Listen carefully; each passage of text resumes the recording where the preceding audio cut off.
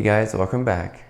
This is the second lesson of the Infinity course, and I want to dive a little deeper into the philosophical aspect of infinity before we continue with the practices or the methods to realizing the infinite one.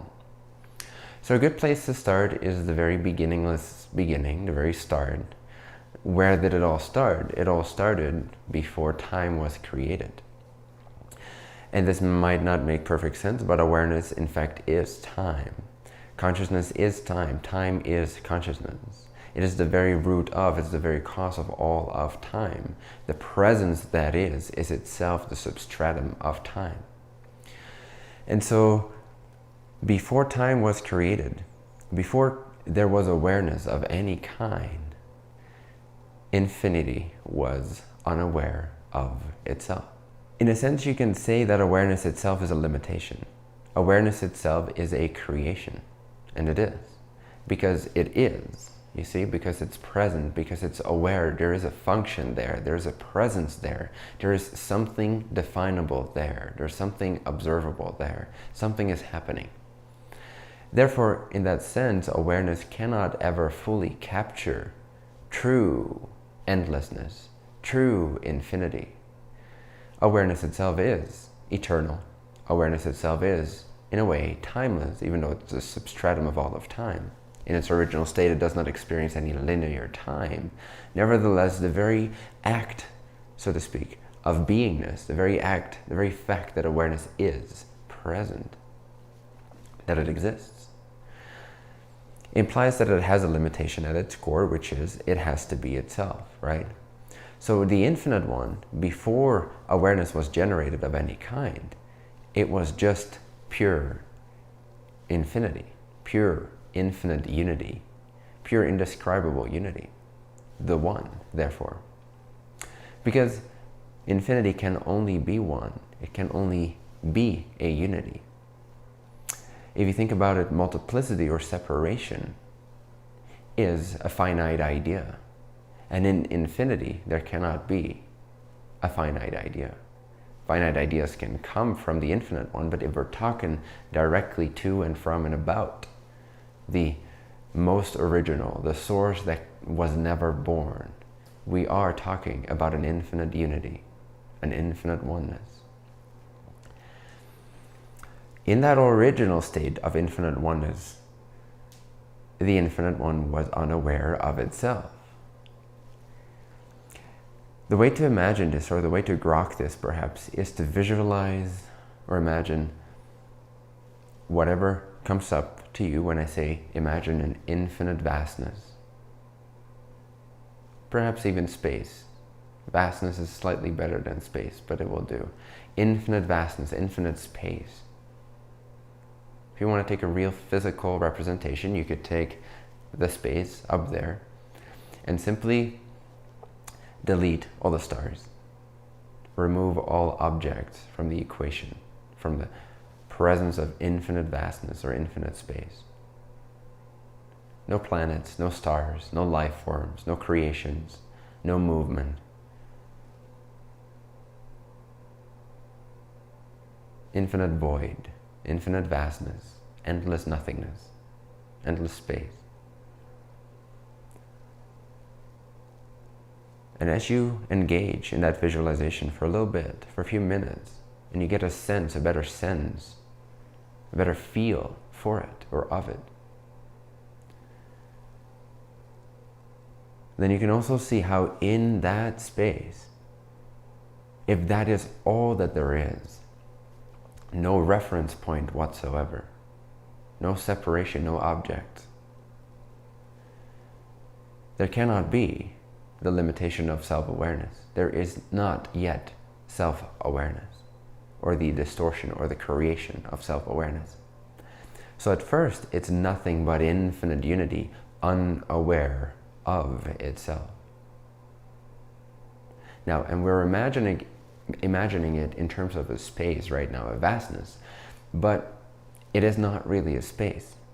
It is really the spaceless, timeless beyond space, before space was even generated. But you can, again, imagine it as a vastness, an infinite void, an infinite vastness. with no object and spend some time, quote unquote, being aware of that space, pretending to be that space, imagine what it would be like to be that space before anything was ever generated whatsoever. And you can get a glimpse of how, in its original state, infinity is not aware of itself, because it's way too infinite to do that. It's way too undefined to do that. Since it is the infinite one, and since it is the source of all that can possibly be, one of the things that can also possibly be is the desire for it to generate self-awareness, for it to get to know itself. And hence, from this infinite vastness, this infinite unity, then arises free agency. And I've explained this, or I explained this somewhere else in the academy. But basically the idea is that the first expression, the first distortion, the first creation out of this infinite unity is that of free agency, which is synonymous with awareness. But basically, why don't I say the first distortion is awareness? Is because awareness is already very known to us. It's very familiar. We know what it is. We have an image of it. But free agency, really, the ability to move, the ability to choose, the ability to separate, the ability to discern, the ability to navigate, the very core of the ability of freedom of movement, period, is what I call free agency. So out of infinite union came the very first creation, which was the ability to move. Now this does still not look like anything. It doesn't have a form, it doesn't have a body, it doesn't even necessarily have consciousness in the way that we know it. It's simply the ability to move, which then automatically comes with awareness. Awareness is what has the ability to move. Then out of this freedom, this ability to create, this ability to generate, now that the infinite one has generated an aspect of itself that has the ability to create, to generate, to choose, to manifest in a way, to be aware of, it can, from this stage onward, create whatever it wants. And then we end up with creation as we know it, and every other creation as we don't know it. So the purpose of creation, in that sense, is driven by this first distortion, this first creation, this first expression, this first emanation from pure infinite unity that's unaware of itself. So this first awareness, so to speak, this first free agency now drives creation, or drives all other forms, all other expressions of consciousness, to do all kinds of different things, to express itself in as many ways as it can, because its sole purpose, the reason it has been born to begin with, free agency has come about to begin with, is to express and explore and reflect the infinite one in as many ways as it possibly can.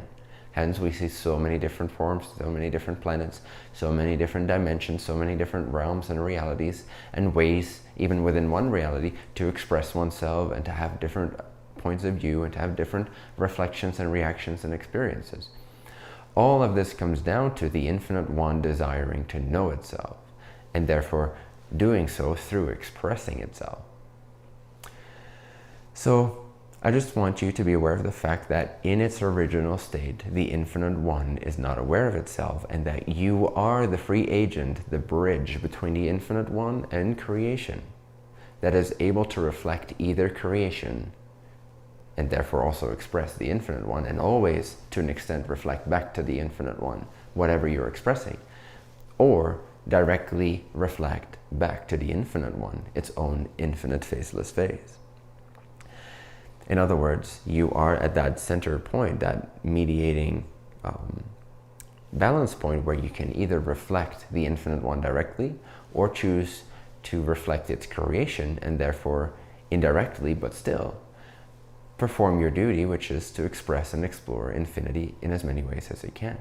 And so it continuously, through the means that is you, that is the foundation of all that you are, which is the free agent that you are, which has generated the individuation that you are as well.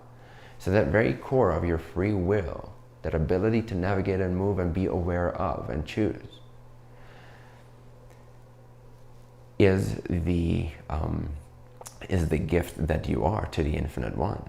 So I want you to feel worthy. I want you to feel endless. I want you to feel that your purpose of being is not just to be a physical body walking around a random universe, bumping into things and learning as you go.